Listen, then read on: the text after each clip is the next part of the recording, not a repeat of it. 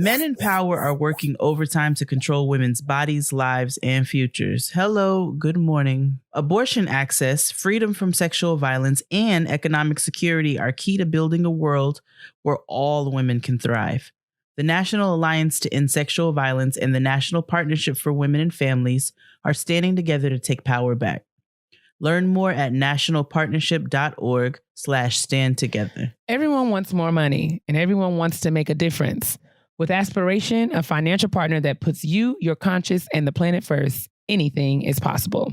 Enjoy a 2% annual percentage yield, 0 ATM fees, and the option to choose your own monthly fee, even if it's 0.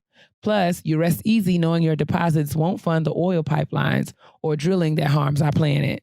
Download the Aspiration app to open an account today. Save money, save the world.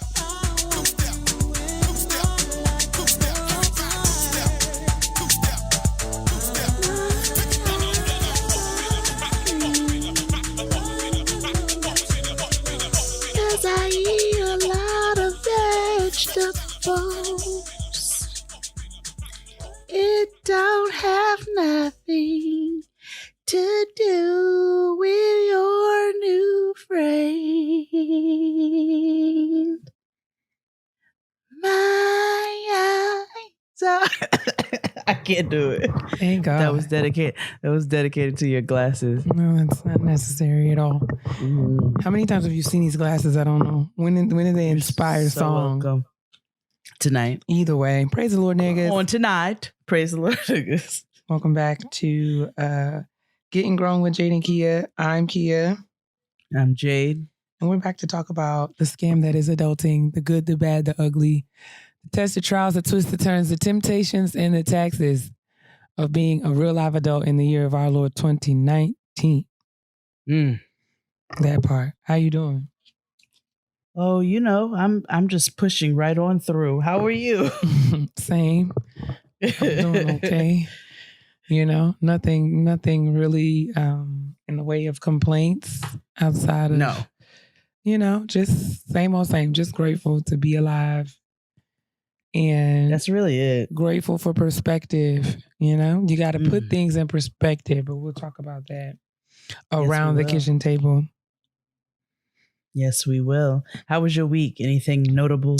I can't say that there's been anything notable. We're grateful for every week that we make it through with our edges. You know, we're just grateful. And I can't think of anything that really stands out.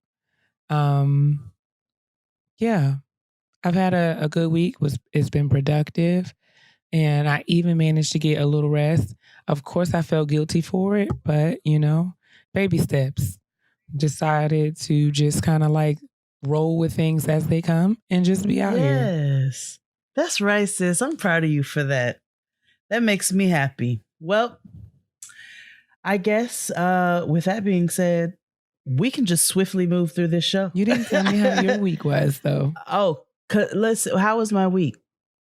What was my week? Did I tell you Noah was in her first production last week? No, but you did send me pictures.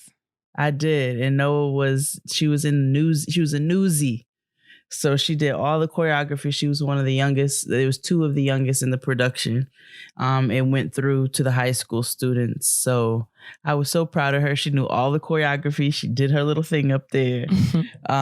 You know, just momming out and all of that. I love it. Still looking up like real crazy, like who gave me a kid. But here we are. You know, every time I complete a new step, I'm like, damn, I really do got a kid. And then we just have to move right on to the next thing. But outside of that, you know, just doing a lot of planning. Busy season is approaching. Makosa season's approaching, along with a lot of other fun stuff. So that's really been what it's been. It's been a productive week, like you said. And I'm just grateful to be able to open my eyes every single day, and grateful for the people in my life. Just grateful. But like you said, we'll talk about that. Show your ride. Well, let's get on to these little basuras. Okie dokes. Let's do it fast.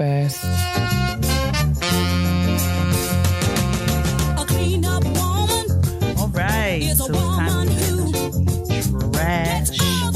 First and foremost, and I'm so sorry, did you watch Game of Thrones? Did watch them Thrones.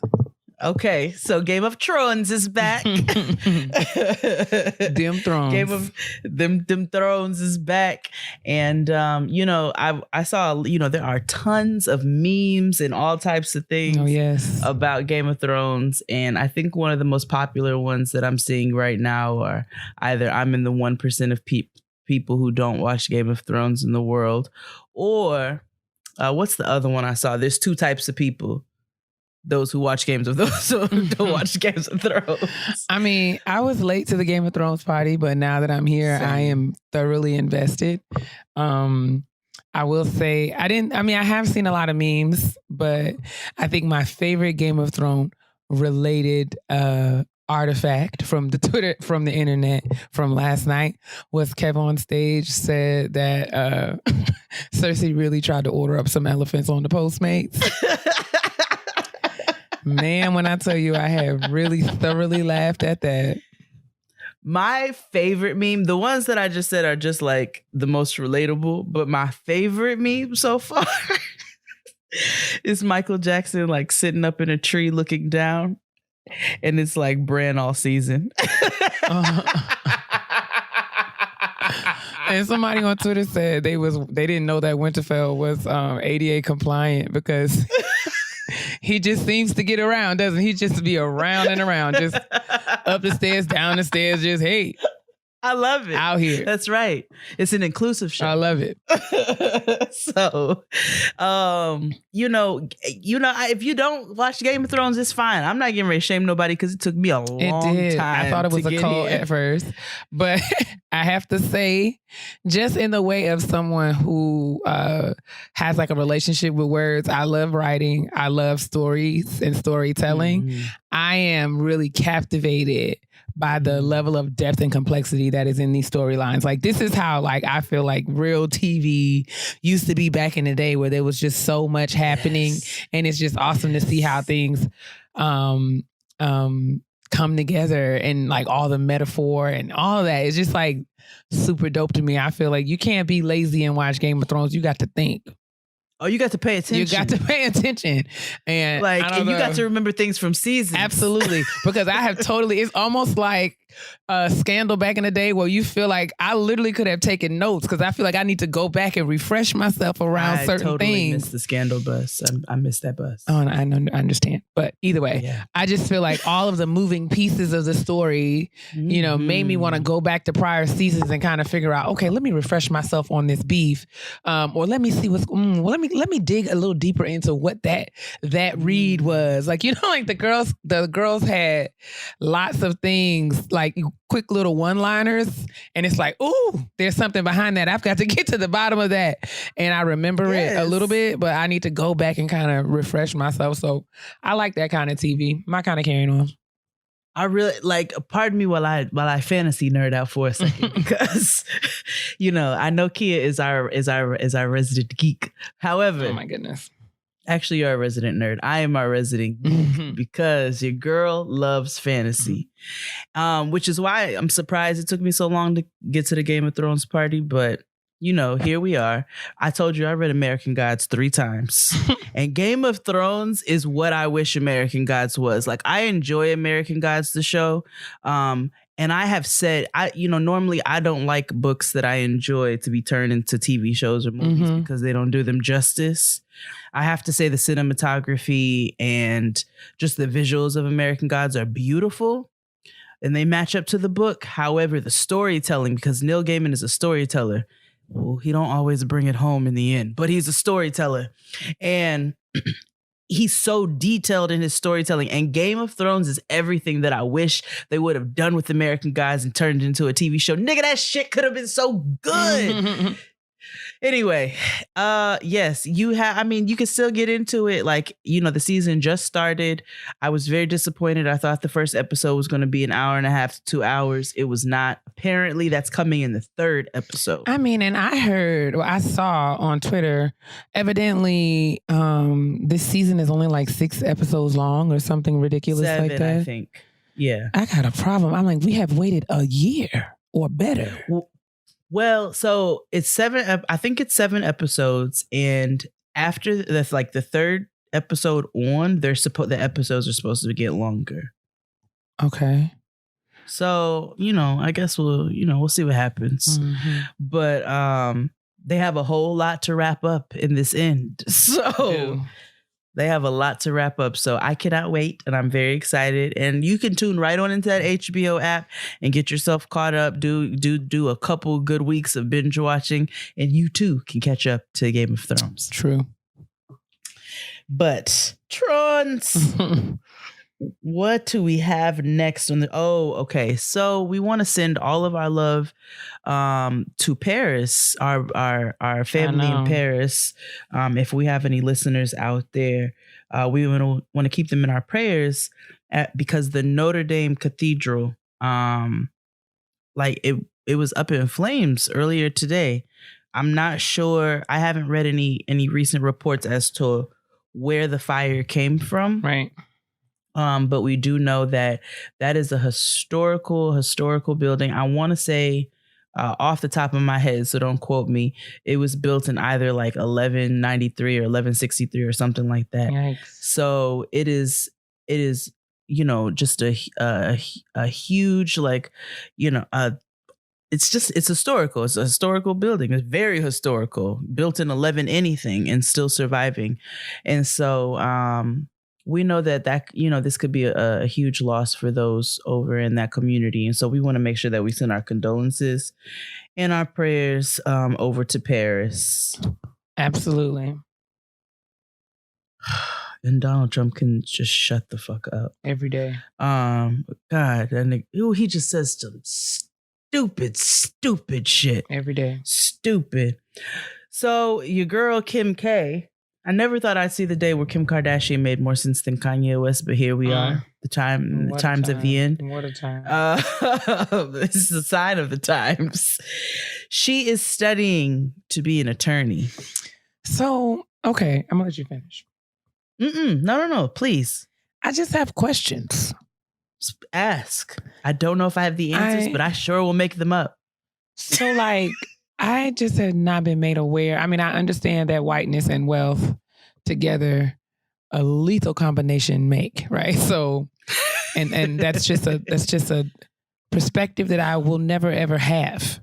Mm-hmm. That the combination of both whiteness and wealth operating in my life at the same time. But I just wasn't aware that you could just pick up a law degree on the side, or I feel like if Kim Kardashian studied for the bar and took the LSAT and got accepted into law school and was studying to be a lawyer, right? I feel like if that was actually the case, we would have been privy to this before now. Mm-hmm. Yes. It would have been somebody in her law school classes would have said, "Oh, Kim Kardashian's in my class." I'm not saying I don't believe it. I'm just saying it just doesn't add up as far as what I know about earning a terminal degree in this country. I had I didn't. Is it online? Is somebody coming to the house? How is this functioning, working? And I wonder what as she's shared what she will be doing with said law degree. Has this been inspired by her recent work in terms of pardoning and her advocacy for folks who have been either wrongfully accused or abused by the criminal justice or prison system complex or whatever. But child, I feel like I need more information. So I believe that this is inspired by her, I guess, prison reform work. moment. I don't know. I mean, work is really, really a tricky word. That's why. That's it. Hence the very strong question mark, because I know that ain't the right word. I didn't want to be super disrespectful, but what came to mind first was stint.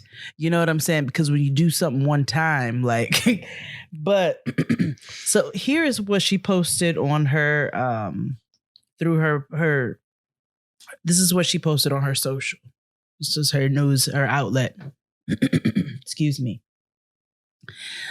Last year, I registered with the California State Bar to study law. For the next 4 years, a minimum of 18 hours a week is required. I will take written and multiple choice tests monthly. As my first year is almost coming to an end, I'm preparing for the baby bar, a mini version of the bar, which is required when studying law this way. I've seen some comments from people who are saying it's my privilege or my money that got me here, but that's not the case. One person actually said I should stay in my lane. I don't think it was one. I want people to understand that there's nothing that should limit your pursuit or your dreams in the accomplishment of new goals. You can create your own lanes just as I am. The state bar doesn't care who you are. This option is available to anyone whose state allows it. It's true I did not finish college. You need 60 college credits. I had 75 to take part in reading the law, which is an office. Okay, I can't do this voice anymore. Which is in an office law school being apprenticed by lawyers. For anyone assuming this is the easy way out, it's not. My weekends are spent away from my kids while I read and study. I work all day, put my kids to bed, and spend my night studying. There are times I feel overwhelmed. You and everybody else. When I feel like I can't do it, but I get the pep talks I need from the people around me supporting me. I changed my number last year and disconnected from everyone because I've made this strict commitment to follow a dream of mine. It's never too late to follow your dreams. I want to thank Van Jones for believing in me and introducing me to Jessica Jackson. Jessica, along with Aaron Haney, have taken on the role of my mentors, and I am forever grateful to them both for putting so much time with me, believing in me and supporting me through this journey. This week, I have a big torts essay due on negligence. Wish me luck. Yeah, I don't know, man. But I mean, this is all news to me. I had no idea that you could obtain a law degree this way. I feel like it is generous of her to, maybe that's the word. I don't know. I think it's a reach for her to say that this is not, something that, like, to say that her privilege or money has nothing to do with this. I feel like privilege and money, privilege, like most of us who don't have access to either money or privilege would have no knowledge that you can meander your way into a law degree this way. But I mean, shout out to her for doing what many of us have done for the majority of our lives in terms of managing work and school and life. And I mean, I guess this is her right to pursue whatever degree she would like to pursue. But again, I think I would love, let me just do it like this. Those of our listeners, our friends and family and cousins that join us week after week around the kitchen table who actually have a law degree, I would love to hear your thoughts about this. I mean, granted, I guess it's none of any of our business. I mean, she can do whatever the crap she wants to do.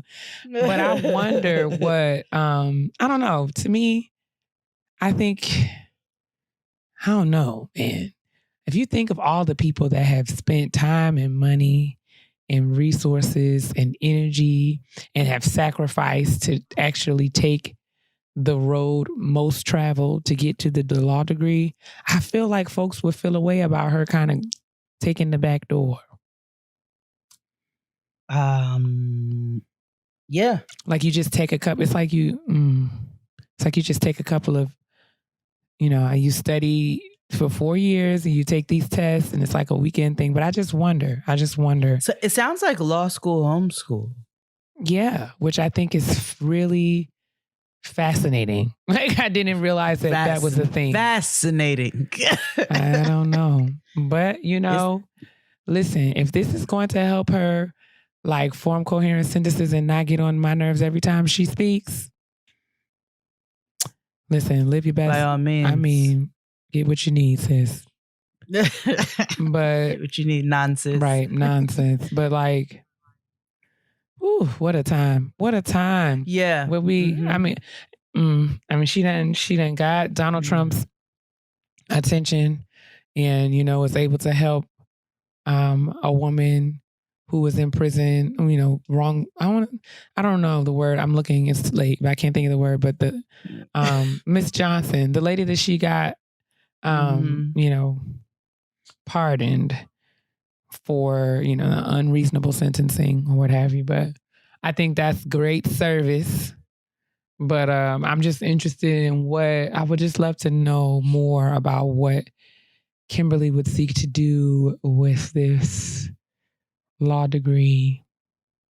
I mean, I'm all for pursuing your dreams. So if that's what she wants, you know what? In a perfect world, maybe she'll shut all of us up, self-included. Hope so. By using her status and her voice and her influence for some good, since she was, sucking Black culture like a succubus for years. At least and never maybe saying she'll a learn word and see the ways in which she's been problematic. Maybe hopefully this level of training and critical thought and discourse will help her to really see the ways that she and her family have been taking advantage of hundreds of thousands of people for possibly, perhaps maybe there is a silver lining. Maybe we all should just be open to the possibilities here. I'm all for that. But honestly, in my like in my heart of hearts, and your girl Jade is a good conspiracy theorist. I think that she's actually obtaining this law degree so that she can eventually get her mother, Kris Jenner, off for all of the bodies she's collected over the decades. My goodness. Because that lady ain't right.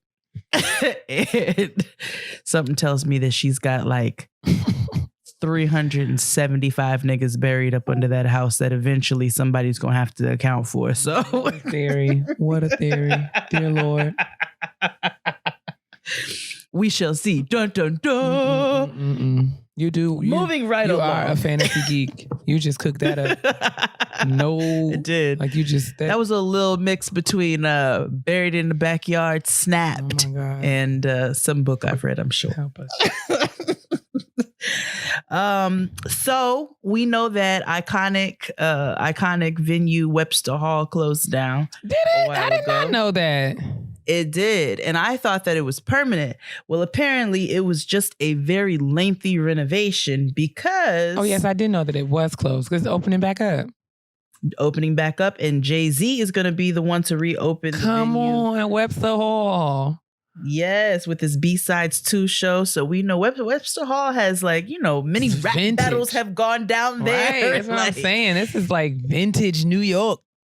Anybody who knows anybody, Webster Hall is arguably it might be the Apollo of hip hop downtown. So, but it's exciting. So Jay-Z is going to be opening back up with his B-side show. I love it.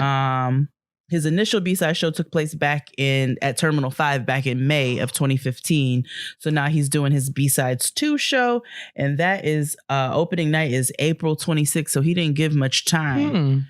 He's not Beyonce's status, but he didn't give much time. So niggas can go and have a blast. So, depending on how much them tickets are, your girl might be in the place because that's something to be celebrated. That would be dope. Okay, so sad news, but happy news, I guess. Or it's one of those, you want the good news or the bad news type of situations. Okay. Insecure will be coming back, but not until 2020. Excuse me? Yes. Yep. I'm hurt. We're not getting I too was hurt when I got the message. When I got the initial message. Oh my God. So it will be coming back for those who are like looking for like, where the fuck is it's supposed to be Insecure season, but it's not going to be returning until next year. My chest. Oh God. Look at Issa on her like Game of Thrones status. I know, right? Right? Like she's like, oh, excuse me, I have so many things going on right now. You all are going to have to wait another 365 days. But you'll be crazy. Is more like 385. I don't know, 300, 400 days. I don't know, but it's fine. We got to use that because you see my brain. I know. I was seeing you trying to work out this equation. Ooh, it's about to be like that nigga on Dave Chappelle when they did the KKK skit, the Clayton Bixby, and that nigga's head blew up. That was about to be me with that math. It is very late. So yes, Insecure is not coming back till 2020. Also, it's been, Aretha Franklin, she's passed away. Obviously, we know that. And she's been honored in so many different ways. But USA Today said that they announced that she's going to be awarded the Pulitzer Prize Special Citation. Wow. Yes. The posthumous honor was announced at the 2019 Pulitzer Prizes for Arts, Drama, and Music. And Aretha was named as winner for her indelible contribution to American music and culture for more than 5 decades. That is via the Shed Room. So yes, Aretha will be honored once again, and rightfully so. And then just to close out the trash, which I thought was kind of funny. And I also got from the Shed Room. There is a man who apparently in Michigan who apparently moved back in with his parents while he was going through a divorce. Mm-hmm. And he is now suing his parents for $86,000 in damages. What? Because they threw away his very extensive pornography collection. Jade, don't be in my face with this nonsense. So he moved into his parents' house in 2016 while he was going through his divorce. Christ. And along with his clothing and other necessities, he brought his porn collection, which the courts are stating was worth $29,000. Good night. Then he moved to Indiana and left his collection behind, and apparently his parents found it. They mailed all his belongings to him, but they threw out his $30,000 porn collection. This is just... First of all, I never have to ask why you got divorced if you have a $30,000 porn collection. Like, there's so much free porn on the internet. I just don't even understand. But yeah, so Kirk Franklin is suing his parents for $86,000. You are out of pocket. I'm totally not laughing at that inappropriateness. Oh, lying up. Just kidding. Listen, he said it. He told us he had a porn problem. So what, I'm supposed to act like I didn't know it? You are supposed to act like you have like scruples, though. I have scruples. You do not. That's not my fault. It is your fault that you do not have scruples, but it's fine. Listen, Plies admitted to us that he had a porn problem. Why are we talking about porn? Why? Just because it's fun. Okay. Well, that'll wrap up the trash anyway. Let's do some positivity now. Oh my God. What on earth? Let's do some positivity. You see, I was frustrated trying to zip up my pouch. You're almost like flustered. It's like you're like porn. Oh my gosh. My sister's popping right now, like. Here it's time to shout out some sisters today. So we have a listener shout out, and then we also have another shout out. Let's go with the listener first. It says, "What up, Keia? Hey, Jade. Hey. Praise the Lord, niggas. Praise him. Praise him. Y'all are my faves. I look forward to a new episode every week. And last week's episode about siblings is what reminded me to write you all about my sister." Hey. So this is exactly why I wanted to do the shout out, because of last week. My name is Jennifer, and 5 years ago, my sister Epsy lost her fiance Draper. Oh no. Espy, excuse me. That was the hardest thing she ever had to go through. She started searching for and attending grief support groups to help her on her journey, and she quickly observed that not only was she the youngest person in all these groups, but she was always the only Black woman. So she decided to start her own group called Where Do Black Women Go to Grieve? She knew she would need some help from a professional, so she reached out to Patrece M. Lucas, MS LLPC of Coffee with a Counselor, and she became the resident counselor for all their meetings. Today, April 15th, they're actually celebrating their 3-year anniversary. Over the past 3 years, my sister has literally used her pain to help other Black women that are walking the same or a similar road. She's also attended multiple trainings, conferences, and classes to further educate herself on grief work so that she can really be a resource to the ladies that come to her group. Because of that, she is also a grief recovery specialist. There have been instances where people have questioned her on why this group is only for Black women, and she continues to stand strong in her purpose and not let that sway her. I watched her go through the whole process with losing Draper, and it was rough, and I'm just so proud of her. She truly has a heart of gold. So shout out to my sister Epsy. I love you so much. And shout out to Patrece too. Where Do Black Women Go to Grieve meets every first and third Monday at Sweet Potato Sensations, our family bakery. Oh, shout out to you guys. In Detroit, Michigan from 6 to 8 p.m. That's amazing. You can find her on her Facebook page, Goodgriefdetroit, or you can contact her, SB Thomas, at goodgriefdetroit@gmail.com. I love it. So shout out to SB. Shout out to Patrece, and shout out to you, Jennifer, for writing in. This is beautiful. I thought this was an amazing thing to share. Most definitely. And we'll be sure to put the Facebook link as well as the email and the meetup times in the description box.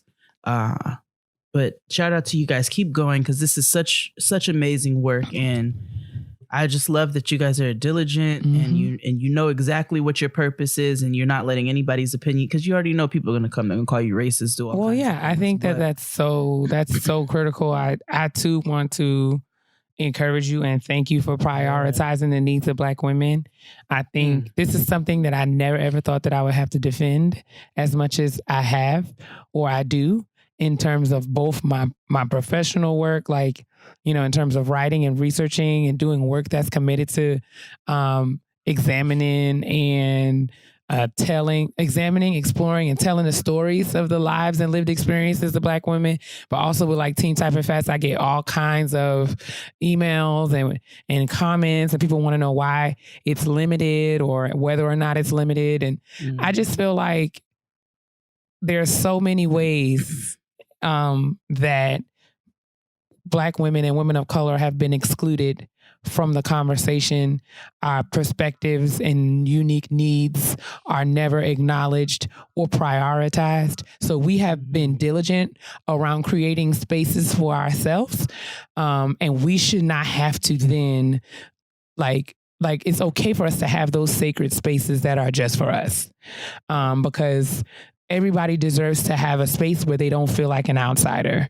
And that's especially essential when you're going through something as heavy and complicated and personal as a grief process. So I think that this is like one of the most amazing things that I've ever heard.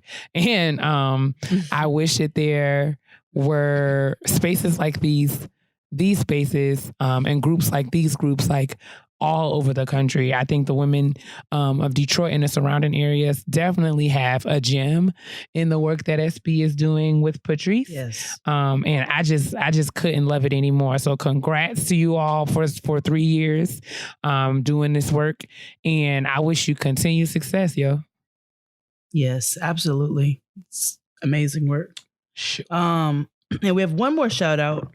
We got prom, graduation, and wedding season approaching very quickly. It's springtime, and so it's springtime. So you know what I'm saying? The sundresses are coming out. You know what I'm saying? Everybody should start ready to show off their cleavage. They want to highlight that sometimes. More the like thereof. And we And we want to shout out a sister that we've shouted out before, Nik of NL Makeup in Houston, Texas. She does Crystal's face for all of the anniversary live shows that you see, and also for the Emmys. And she did my sister's face for her wedding. She's just super, super talented. And you should hit her up if you're in the Houston area and you're looking for a makeup artist for your events coming up, for wedding season, for prom season, for whatever season, for Feel Beautiful, and I just feel like getting my face beat season, hit up Nikki of NL Makeup, and we will also put her information in the description box. Absolutely. Nikki's a genius. You and your face will thank us when she does your makeup. As you start getting ready for summer, there's a better choice for those hot, sweaty days. Aluminum-free coconut deodorant from Kapari. Kapari's coconut deodorant is a cleaner alternative to traditional deodorants. It's vegan and doesn't contain silicone, sulfates, parabens, GMOs, or baking soda. It keeps you fresh with plant-based actives like sage oil and coconut oil. It's great if you've got sensitive skin, if you're looking for a deodorant with a subtle scent, or if you just don't want a bunch of questionable ingredients on your body. Plus, it goes on smooth and doesn't leave behind a sticky white residue on your good black clothes. The original scent smells like sweet coconut milk. There's also a fragrance-free version and 2 new scents, Beach and Gardenia. You never have to worry about running out of deodorant because Kapari offers a subscription. You can get it automatically shipped to the house, but free. And with the money back guarantee, there's no reason not to try. So I've been using Kapari for a couple of months now. I love walking around smelling like coconut milk. It is just amazing. And I smell like, Oahu in the summertime. It is beautiful. I just, people I just love, what are you wearing? And they think that I'm wearing some fancy, expensive perfume. And I'm like, no, girl, them just my pits. Just my armpits, girl, smelling like everything. So go to KapariBeauty.com. I think I love the original scent the best, the one that smells like coconut milk. I haven't tried Gardenia, but I like that floral scent, and I'm not really a floral girl, but I'm looking forward to trying that one as well. So again, go to KapariBeauty.com/grown to save 5 whole American dollars off your first deodorant order when you subscribe. That's Kapari, Kopari Beauty.com/grown. KapariBeauty.com/grown. Support for today's show comes from HelloFresh. HelloFresh makes conquering the kitchen a reality with deliciously simple recipes and fresh, pre-measured ingredients delivered to your door. All meals come together in 30 minutes max, call for less than 2 pots and pans, and require minimal cleanup. That is my kind of weeknight.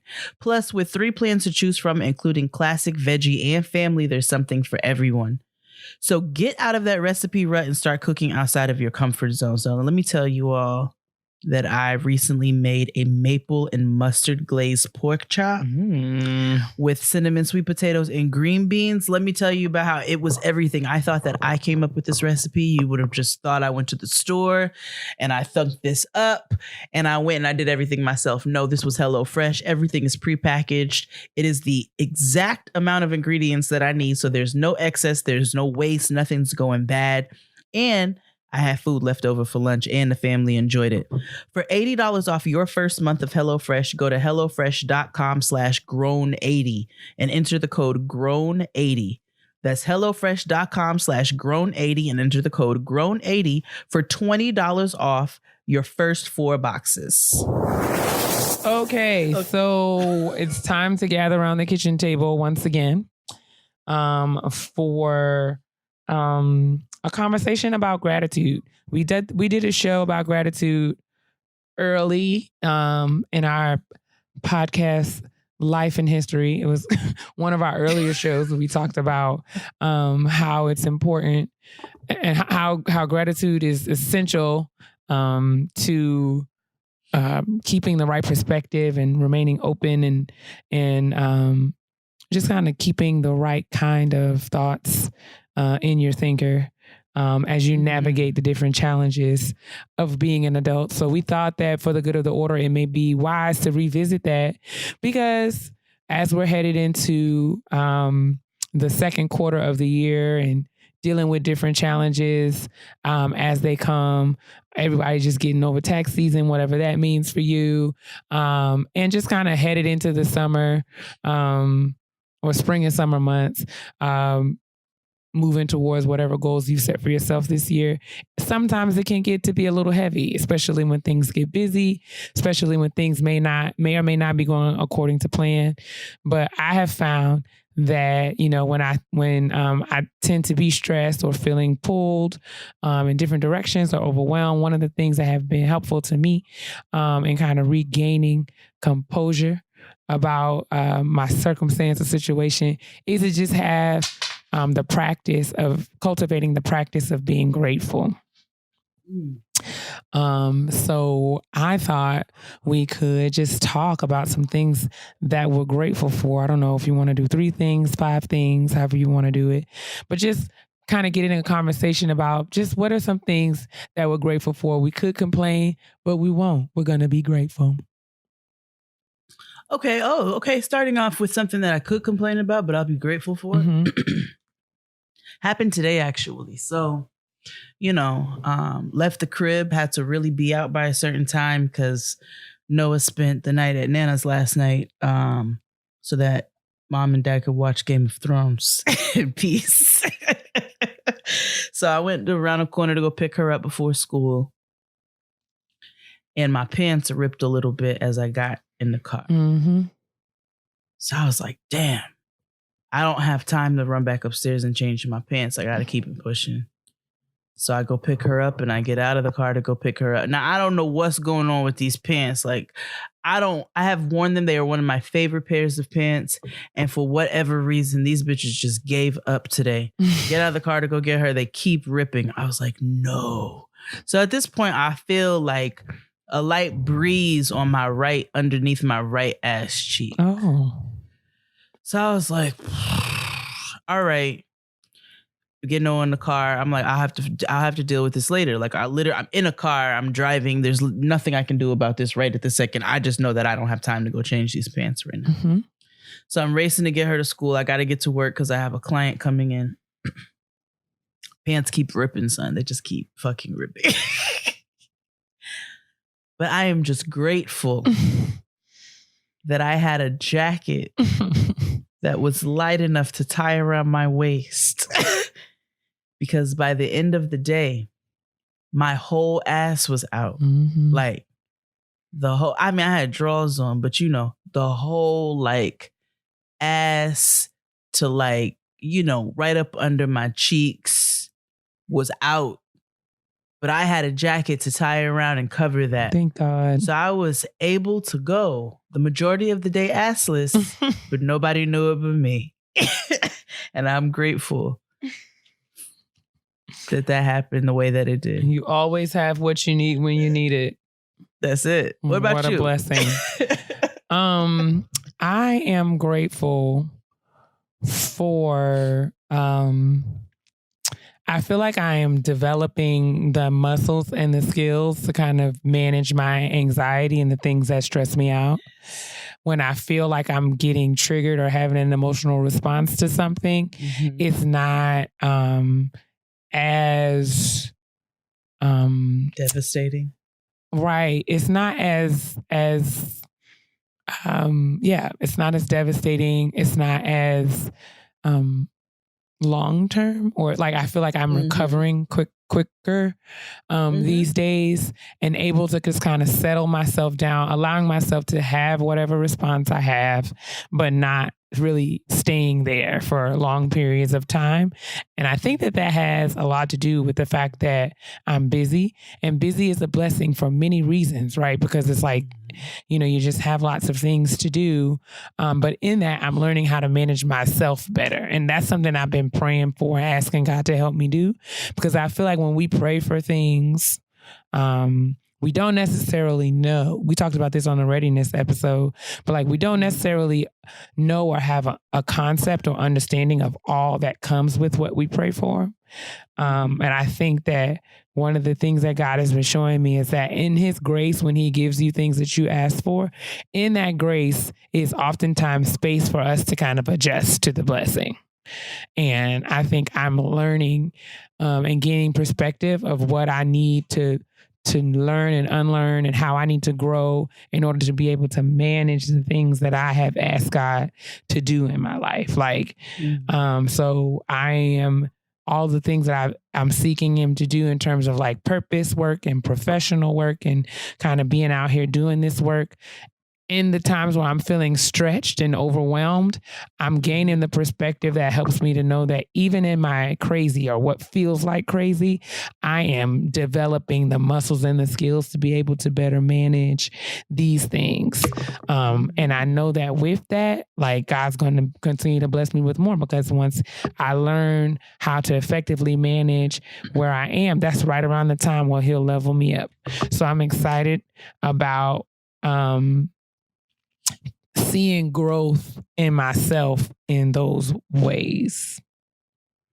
That's dope, sis. And I'm going to tell you that I have noticed, as somebody who has known you and has seen you through many a freak out. I am actively and like really visibly noticing the change just in your response to stressful situations. Even in situations where you have every right to have a freak out moment, I'm noticing the change in your response in those situations. And I'm proud of you. For that. That makes me feel really good. Thank you. Definitely, of course. So yes. Yay for less anxiety. Yay for less anxiety. I mean, anxiety comes and anxiety has a purpose, but like I think learning how to manage it is key. And that's not to say that I don't still get in my bag, because I do. But I just feel like I'm getting better about getting out of it when I need to. Absolutely. We have to learn how to cope with life's anxiety. Absolutely. We can't eliminate them. Absolutely. Well, it would be amazing if we could, but we can't. So true indeed. I'm actually really grateful for I've been taking some steps recently where I've tried to be way more diligent and specific about expressing my gratitude. And I think I've spoken on this recently, but it's been something that I've actively worked on, or that it's been something that I'm actively working on, because there are days where I can do better. I actually had to catch myself this morning. I woke up and turned my alarm off, and I went to go check my email, and immediately I was like, oh no, nope, that's not what we're going to do. Put my phone down. Yeah. And then said my prayer of thanks, thank you for that I get to wake up and that my loved ones get to wake up. And I'm grateful that I have the opportunity to say thank you. Yeah. If that makes any sense. Like, I'm grateful that I get to be grateful, and I'm grateful that I've started being more intentional in not only acknowledging and recognizing that gratitude, but making sure that I express it. If that makes any sense at all. That makes all the sense. And I have noticed, I can say to you that I have noticed that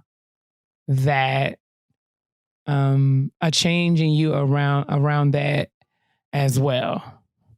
Oh. I think it's shaping like how you start I think you having that morning routine, I can see the difference in how you how they like set the tone for your day. And I think that helps you to kind of remain cognizant of those things when things get stressful for you too. Yeah. Like, I have my freak out moments too. And they usually include screaming at somebody or cussing them out or, throwing old batteries at them. But, I know that does not necessarily lead to good things. And so I said, let me calm my ass right on down and get a hold. And people still piss me off, and they're usually wrong. Right. But I know that they're going to keep pissing me off. So it's like, all right, am I going to get pissed off about every person that that comes along? Or am I going to, pick my battles and really like punch the one nigga in the face who deserves it? Sure. So. Perspective, right? I love it. What else you grateful for? I'm grateful for strong support systems. I think that I've managed feelings of isolation in different ways in my life, in different phases of my life, especially like losing Brian and feeling like, there are a few people in the world that really get you on that level. So when you have a loss of that magnitude, it's easy to feel alone. But even with respect to that, I am grateful that I really believe that God has given me awesome people in my life who support me in such a comprehensive way. And not one person that supports me in a comprehensive way, but like different people support me in different areas.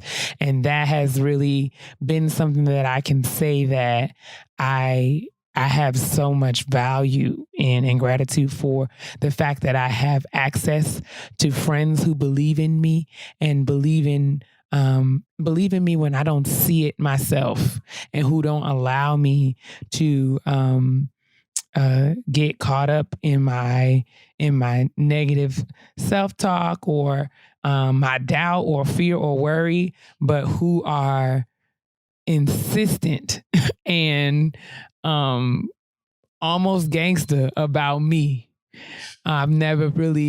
I've struggled in the way of maintaining healthy friendships throughout my life. And I remember distinctly asking God to really connect me to the people who I'm supposed to be with. And I believe that He has heard that prayer. And I have so many people. I'm not going to start listing names because I don't want to leave anybody out. But if I were to, maybe I'll do that in my journal. If I were to just write down every person who I know is someone who has proven to me time and time again that they support me and have my back,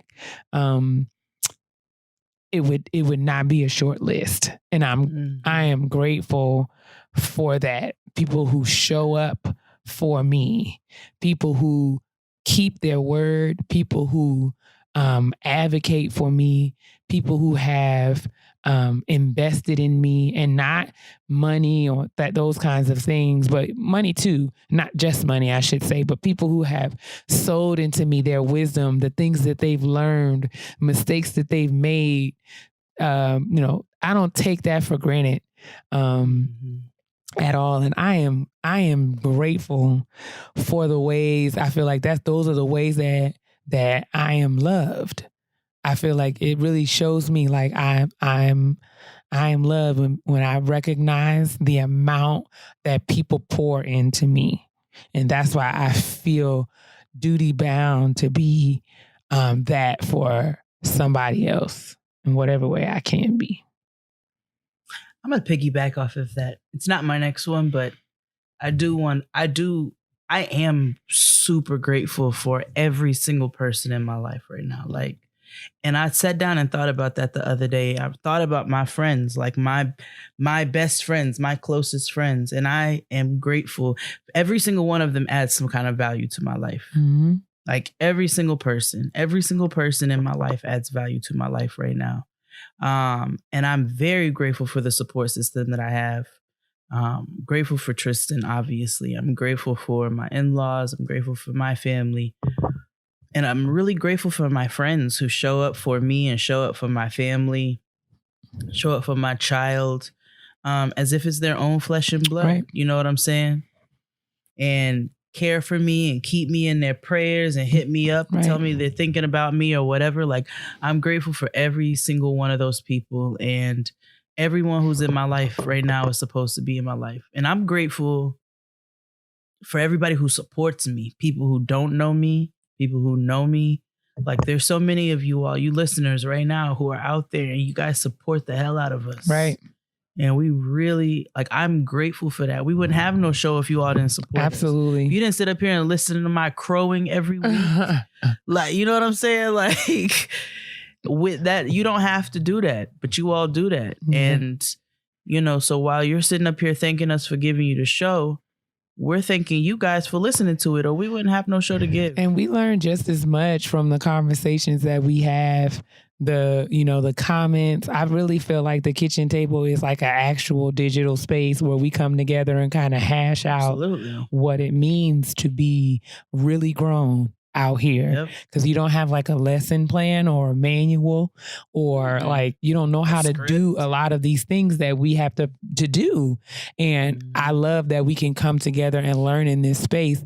And I feel like I have spent a lot of time in my life focused on the people that have left me, where I am making a intentional pivot to focus on the people who have stayed and the people who continue to stay, who choose to show up for me and to support me in all the many ways that they do.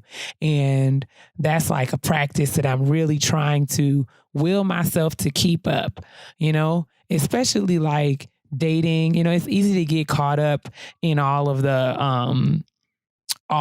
the trash nigga you got to swim through, right? To find a good one. It's easy to get caught up in that. And I've found myself being negative and defeated. Maybe defeated is not the right word. I think I am tired of just kind of like the cycle as it has been in my life and my experience. And I'm really trying to gain perspective from that and really learn like, okay, so that didn't work for these reasons, but now I know this. And now I can move in these ways in order to be ready for whatever it is that's coming for me, whether that's a relationship or whether that's just a fantastic life as a single person. So either way, I'm gonna be just fine. But absolutely. But I don't know. I just really feel pulled in that direction to just be grateful on purpose for all of the people who make up my village. Squad. Squad. Gang. Lastly, I'm grateful for perspective and fluidity. Because there are different projects and different things that I've been working on, and sometimes things don't always turn out exactly how you envisioned it. Not to say that you're not producing anything, but it may not be exactly what you thought it was going to look like. And I'm grateful for trying to gain some perspective. And these are things that I've been working on. So I don't want to be coming like I'm some guru and I'm like, yes, I'm grateful that I have my third eye and that I have the ability to be a fish. Like, no, goodness. It's like I'm working on my perspective. I'm working on my perspective and I'm working on being fluid and I'm working on not having moments where I, am panicking because things are not going the way that I think that they should go. Because sometimes, specifically, I have something that I'm working on and I had a whole different plan for it, right? And we ended up coming up with a new plan, which is not exactly what I thought it was going to look like, but it's still dope. And it's like, I could sit here and keep kicking myself like you're a failure. You couldn't get this done. You couldn't get this done. But nah, like we just kind of have to take a different route. You know what I'm saying? Waze told us that there was traffic on 95. So we got to take the back roads. Right. And that doesn't mean that we're not going to get there. Right. It just means we have to get there a different way. Right. I love it. So I'm grateful for being able to start to gain that perspective and being able to adapt and be fluid in different situations and that I need to, so that I still reach the goal that I had originally had. And even if it's not reached the way that I thought I would reach it, I'm still getting there. Yeah, man. We talk about before how adaptability is the currency of adulting. I feel like your capacity to adapt to life as it comes is the makings of you being a real grown up out here. Because Curtis Mayfield. I feel like being a grown up is just being able to figure it out. Be flexible enough to figure it out, because the bottom line is don't nobody know what they doing for real. No. And you don't know what you don't know until you don't know it. So you just out here. It's just a constant crapshoot. Like you just doing the best you can every day. So listen, I was watching This Is Us. I think this is like maybe 1 or 2 seasons ago. And I remember Kate, she gets on my nerves. Kate was talking to her mother. Thank God they also, this is a complete tangent and side note, but thank God they stopped focusing on Mandy Moore singing, because I was like, y'all about to make me stop this. Just didn't want to hear no more Mandy Moore songs. But it was one episode where, Kate, I think she was pregnant or whatever, and she was freaking out. She was having mad questions and whatnot, and she was stressing out to her mother, and she was like, you know everything, like, and it's stressful, like, you know everything. And I'm having a hard time feeling like I'm gonna measure up to you because you know everything. And her mother was like, can I tell you a secret? She was like, I don't. I had to figure most of this out as I went. You know what I'm saying? Like, that lady didn't prepare to have no triplets. Nope. You know what I'm saying? And then one of them passed away, and she ends up with a black baby from the firehouse. Like, who prepares for that? Who knows what to do with a situation like that? Let alone all different types of situations that we all face. That's just a TV show. But that's just to say that even your mother don't know everything. Most of the time, we are all Stevie Wonder to the bullshit, and we are trying to stumble our way through. And lots of times we come out with a beautiful composed song, but sometimes it don't be right. Right. It just is what it is. It's your lessons. Which is what I'm like. That's a great segue to my last thing that I'm grateful for, and I can't believe I'm going to say this out my mouth, but I am actually grateful for your vibrator. Oh, girl. I am really... What are you on today? Drugs. Go ahead. Keep going. What were you saying? I'm sorry. I was grateful for the challenges. Like, I feel like I had a conversation with my supervisor at work last week. And she said that she was she said that she was kind of like grooming me for the next level. And while that is something that sounds really good, it feels terrible because it just means that as hard as I'm working, she's about to turn the heat up, which I feel like is both affirming and terrifying at the same time. But I feel like in this period of being stretched, the process of being, I heard, cause my uncle Bishop T.D. Jakes in my head, I was listening to a talk that he was doing because he has a new book actually coming out, I think this week, called Crushing. Cause his book that came out before this book was called Soar. And he said, soar is kind of like the promise, but crushing is about the process. And it's like, you cannot soar you don't have the promise unless you go through the process. And people, he was like, I had to go back because I published the book about soar and everybody wants the promise and we're going to receive the promise and we out here.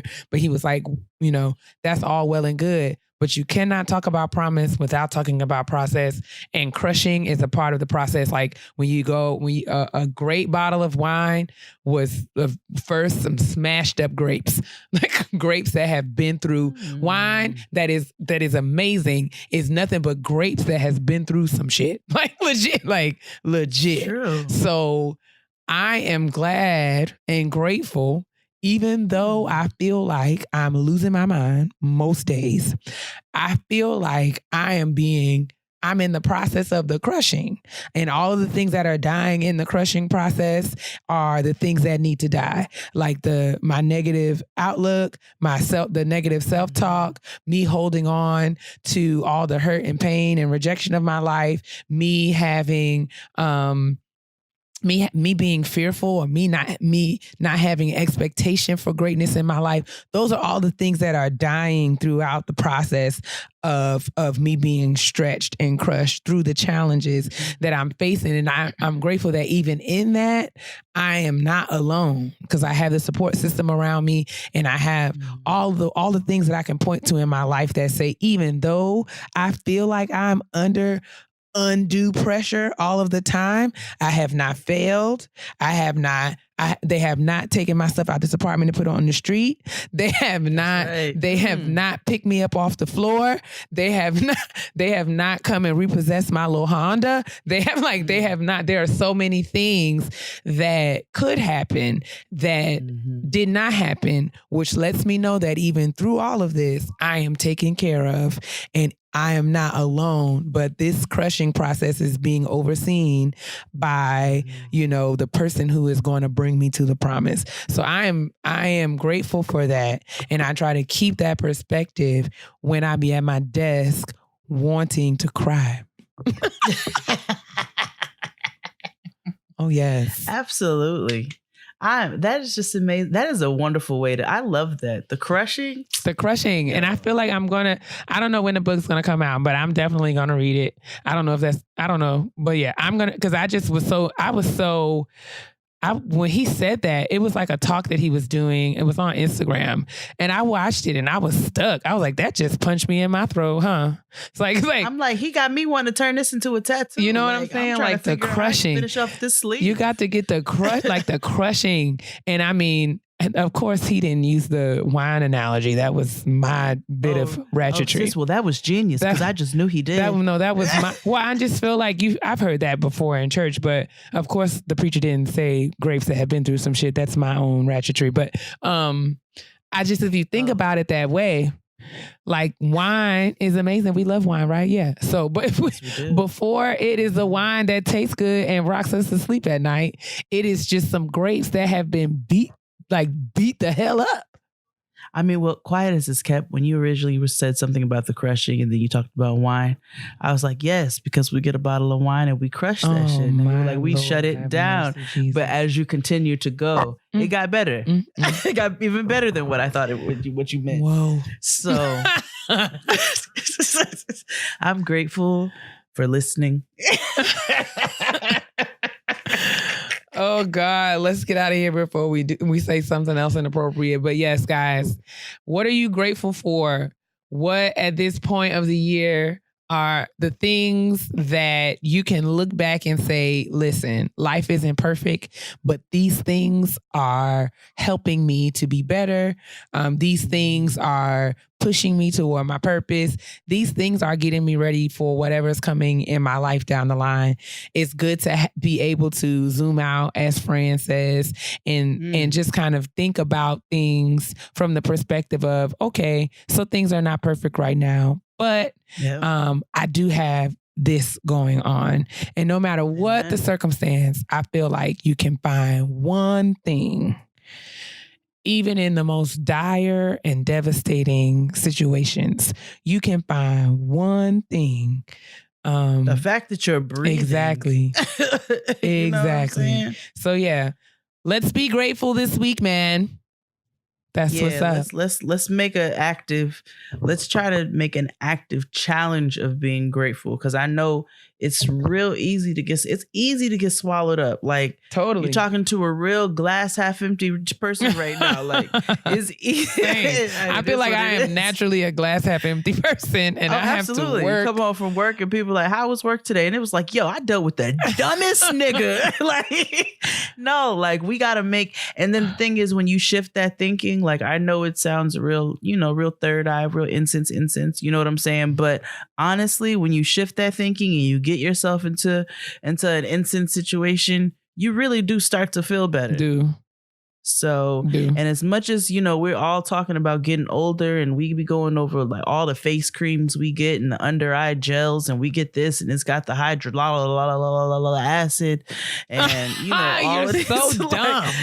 Like all of those things, we talk about doing all these things. I got to do this for my skincare, make sure I don't get wrinkles, black, don't crack, drink my water. You got to take care of yourself too. Cause you can't be doing all these things and you're not doing the things to take care of yourself.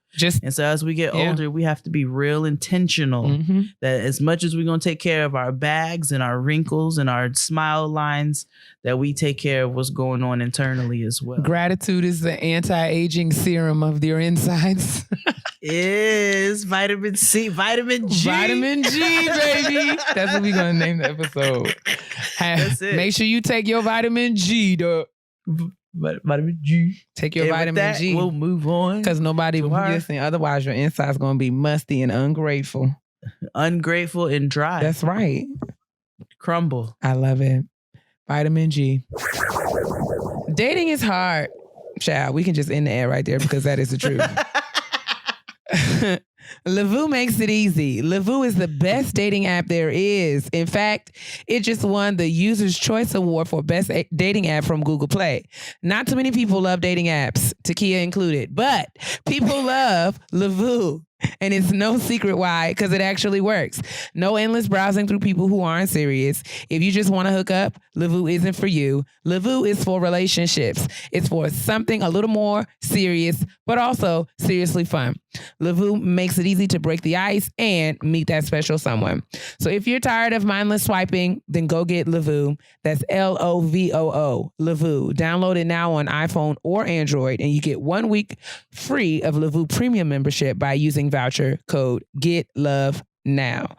Get the dating app of the year with 1 week free with the code GETLOVENOW. That's GETLOVENOW. For 1 week free of Lavoo Premium, get the Lavoo app right now on iPhone or Android and meet that special someone today, child. Honestly? Truly. All right, y'all. We got an honesty box. And I think I want to name her Chef. Chef? We're just going to call her Chef. Yep. Okay. Chef. My chocolate salty balls. Oh. Okay. Hey, Keia. Hey, Jade. Hey. First of all, I just want to say that I love listening to you ladies. I feel better after every episode knowing that I'm not the only woman in the world who's still trying to figure out this adulting situation. Nope. No, we are 3 of billions. My name is Chef, and I've been in a relationship for 1.5 years with probably the best man I have ever dated. Mm-hmm. Well, we got into a heated debate about time. He just started a new shift with his job. He works late afternoons and I work early mornings. We both have Saturday and Sunday off. We both have 2 kids apiece. I have my kids full time and he only sees his kids during the weekends and maybe a couple of days out of the week. Okay. When we both work the same shift, we would spend the weekends with all of our kids and then take a day to spend with each other. Since he started the new shift, he's been going back to his hometown on the weekends to spend time with his family there and his kids. He's been going every Saturday now. There's been weekends when we were both kid-free, and instead of spending that weekend with me, he went to his hometown and spent the whole weekend there. In the beginning, I didn't trip. Before the shift change, he and I were together almost every weekend with the kids. We might get a weekend just to ourselves, but it was cool. Now, every weekend, he tells me he's going to see his people and he'll be back the next day, which means I only get him to myself on Sunday evening. So during the work week, I see him for maybe 1 hour in the morning before I go to work and 1 hour in the evening before he goes to work. And during the weekends, I see him for maybe a few hours on Saturday before he packs up and leaves until Sunday afternoon. Once he comes back on Sunday, we both have kids to get ready for the week. And by the time we're settled in, I have to get ready for bed the next day. He's off on Mondays. When I asked him if he cannot go back home for a weekend, he told me no. He said that I got him every weekend for the last year, and now it's time for him to give his time to his family. It kind of hurt my feelings because he said it as if he's tired of me. I told him that I'm not asking for all of his time, but since we don't see each other as much anymore, that it's important that we get some time to ourselves. He disagrees and says that I need to stop being so dependent on spending time with him and start hanging out with my girlfriends. Wow. The problem with my girlfriends is that once one of us starts dating someone exclusively, they stop sending invites to hang out. They basically kicked me out of the loop and we had a big fallout about it. So when it comes to my friends, I can't say I can depend on them to have a good time, which sucks because as women, we need our friends, but they just haven't been there. Because of this, he's been the only one I've been hanging out with. He said I'm selfish for getting upset and that I got enough of his time in the past. But what about now? When I try to have a civil conversation about this, he shuts it down and I end up crying about it, which doesn't help the situation. Since our time is not the same anymore, am I right for asking for at least 1 or 2 weekends with him to myself, or am I being selfish? Should he be using the time we spent in the past as leverage for why he doesn't need to see me as much now? I think because we spend less time together, he'd want to see me more, but I think he likes the idea of seeing me less, and that hurts. Am I too sensitive, or is it time for me to find a new nigga? This is very complicated, but I will say that I am not comfortable with I don't know. I'm not comfortable with this. I think if it were me, I would never, ever want to feel like I have to beg you to spend time with me. If you do not want to spend time, like, I feel like the person that's going to be with me is going to have to want to be with me. Like, I hate to be cliche, but I just feel like you should be in a relationship. Your relationship should be a friendship first. Like, that's got to be your nigga. Like, it's got to be your nigga. The fact that, y'all get to roll around and bump uglies is a bonus, but that should be your nigga. And I mean, if you finding reasons not to spend time with me, and I am not comfortable with this whole you should be grateful and you got to spend this much time, like, all right, then, like, perhaps if that's how you feel, maybe you shouldn't be in a relationship right now and you should throw your whole self into spending time with your people. And that's dope. And whenever you I may or may not be around when you get ready. I mean, that's really kind of the consequence. And that's just kind of the long and the short of it. The thing is, now, if we're going to, because I know there's, 3 sides to every story. Mm-hmm. And so, you did offer a little bit of perspective. If I'm going to be totally honest, you offered a little, like, first of all, I agree with Keia. You should not beg anybody to spend time with you, first of all. Like, you should want to spend time with me. Like, I want to spend time with you, nigga. Like, that's why we together. Nobody's saying we got to be up under each other's butts. You know what I'm saying? Sniffing each other all day. But, like, I should feel like you want to hang out with me. Right. And vice versa. Right. But you did offer a little bit of perspective when you mentioned the situation with your girlfriends. And maybe because you're not hanging out with other people at all. Now, some of the things he said are very problematic and I don't like them. But because you're not hanging out with other people and you don't have, balance there, that could be leading to this being more of a situation where you're feeling, it's causing you to feel even more sensitive. And that's understandable. Now, that's another conversation, you and your homegirls in that relationship, because y'all are grown. Anyway, that's not why you wrote it. You didn't write it about that, so I'm not going to speak on it. But, that's just good to, like, kind of look at it from all sides and see, like, okay, it's part of this part because I'm not really hanging out with other people. But then also evaluate some of the things that he's saying to you and recognize where some of them are, like, kind of fucked up. Like, I spent all this time with you before. So now maybe you all did end up spending a whole lot of time with each other. And maybe he's gotten to a point of comfort too, where he's like, yo, we together, like, we in this. So, I'm just taking a little time right now to go spend with my people. That don't mean that I don't love you or, like, I don't want to hang out with you too. But that's not the impression that I'm getting from the way that she's talking about it. Because she's saying, like, every time she broaches a conversation about it, he tells her that she's doing too much and she ends up crying. So I don't. Yeah, that's not good. I don't get. That sounds emotionally abusive. Right. And I'm not saying that. Or insensitive. Right. It doesn't mean that this is not a situation where Chef should look at her behavior and her motivations and really kind of do some reflection and thinking about, like, okay, so what is really at the source of this? I'm not suggesting that. I'm just saying that I'm not comfortable with the fact that I feel like if I'm in a relationship and I tell my nigga that I don't feel like we spend enough time together, and his response is anything other than, like, what can we do to fix it? Yep. I don't want you to feel that way. Right. Like, oh my goodness, I had no idea that you felt that way. Like, that was not my intention. Right. What can we do? Or talk to me about why. If his response is anything other than those things, I got a problem. Especially if his response is like, oh, well, that's personal. Figure it out. Because I feel like... Because the thing about it is niggas say shit like that, but they do not... They don't take that well coming back. Because if the shoe was on the other foot and she was the one that was missing all the time, I don't know how I don't know if he would be writing letters like, what should I do, versus just doing. Right. I'm just saying, but no, I just try to be fair. You know what I'm saying? Fair, and I'm not. This is not me. I'm not caping. Of course, and I'm not saying that I disagree with you. You also have a strong point because, again, that just offered me a little perspective because of what you offered in there, but also his verbiage and his insensitivity.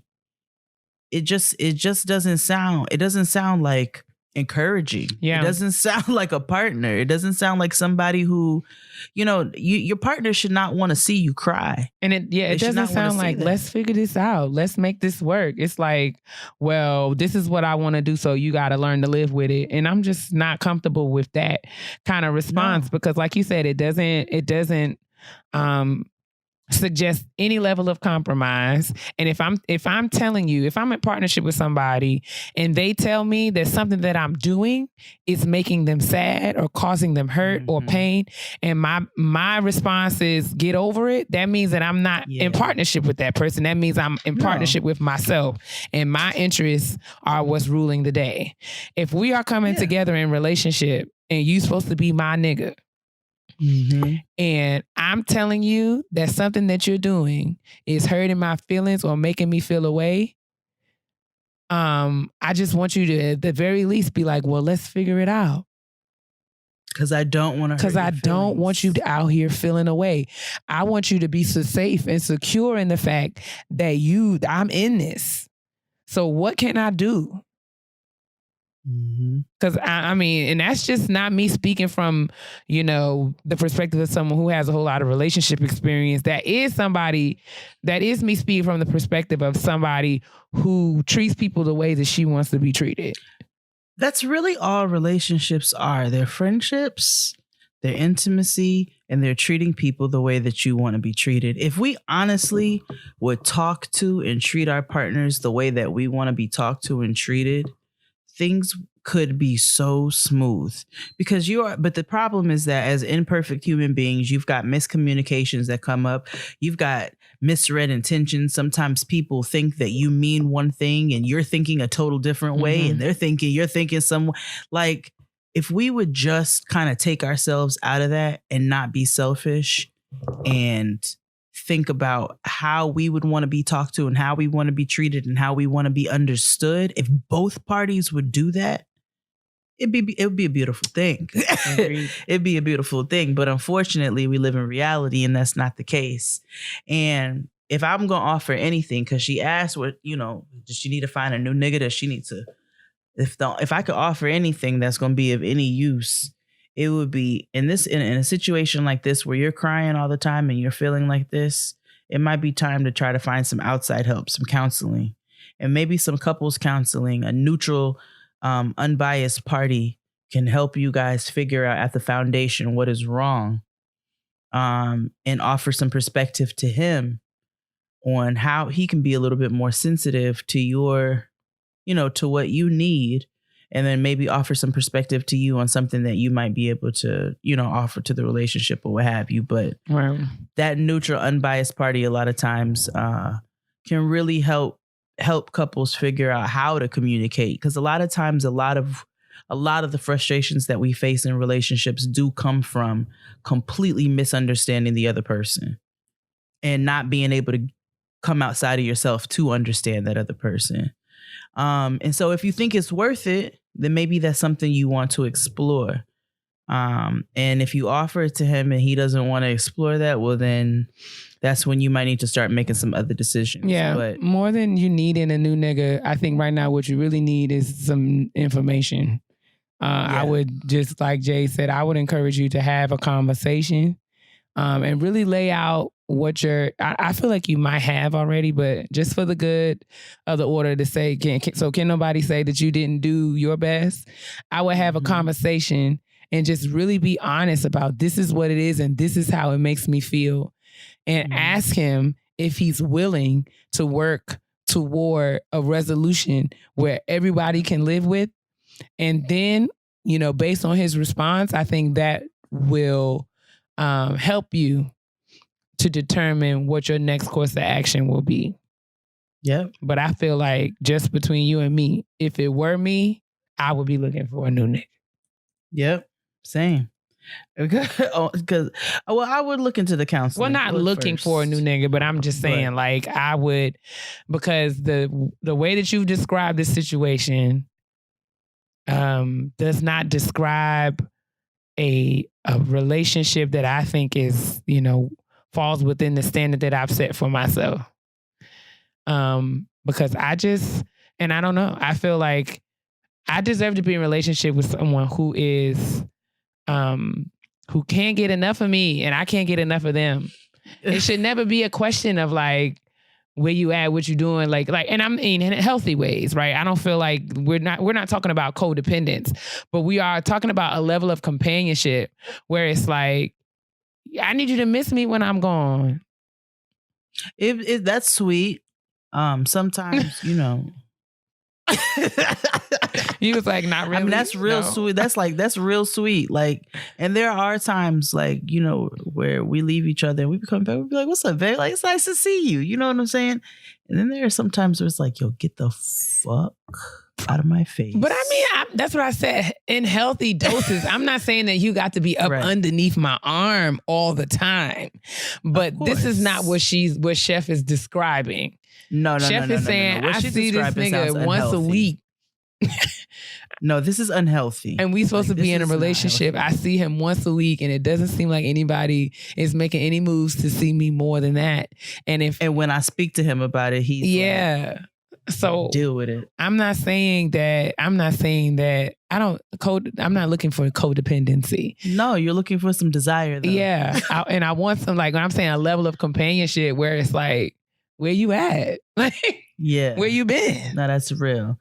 From both Absolutely. sides. Like, it's nice when I get a text. Like, even sometimes where I get caught up in my day, every once in a while I'll get a text from Tristan and he'll be like, yo, I ain't heard from you all day. Exactly. Like, what's good? Like, you good? Hello, good morning. And it's like, those feel good because it's like, damn, nigga, you miss me. You think about me. Go ahead and miss me then. Right. Yeah, you better miss me, nigga.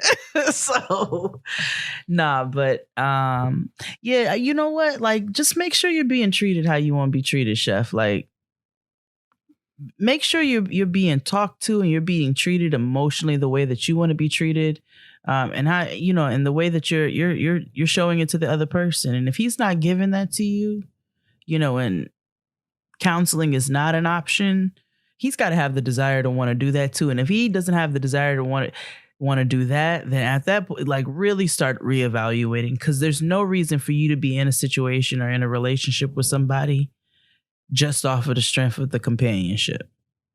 You know what I'm saying? Especially if they're not even bringing the actual companionship to the table. Right. We just want you to get what you deserve. That's all. True. Keep us updated. Do that, girl. Keep us updated. You can continue to send your Honesty Box questions to gettinggrownpodcast@gmail.com. Which is always in the description box at the very bottom of the description box, along with our social handles. And we got some petty peeves to get into so we can wrap this thing right on up. And I want to be very responsible of the things I say to my sister, because everybody know I can be real petty. P-E to the T-T-Y, honey.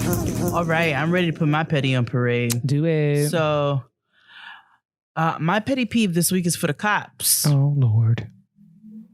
You all do a whole lot on the road. You know what I'm saying? I don't even know if any cops listen to the show. If there's any police that listen to the show, let us know. What the hell is that? Is that a mosquito? No way.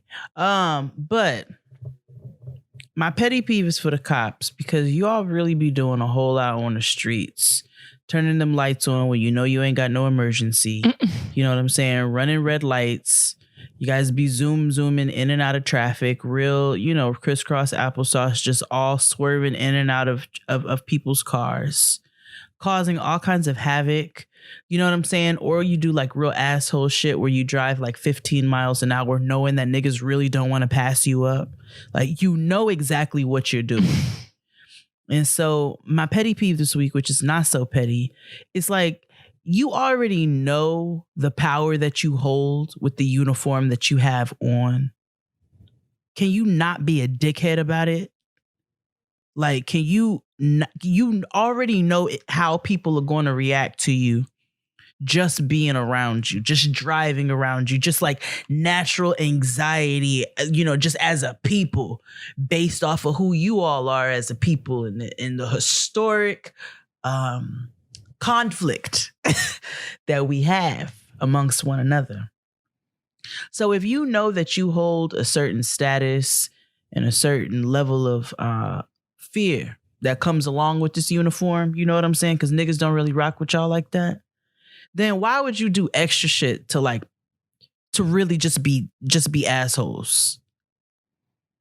It irritates me. Like, it really, really irritates me. I remember one time it was a cop who was driving stupid. I mean, like, was swerving in and out of lanes, acting like he was getting ready to make turns and didn't.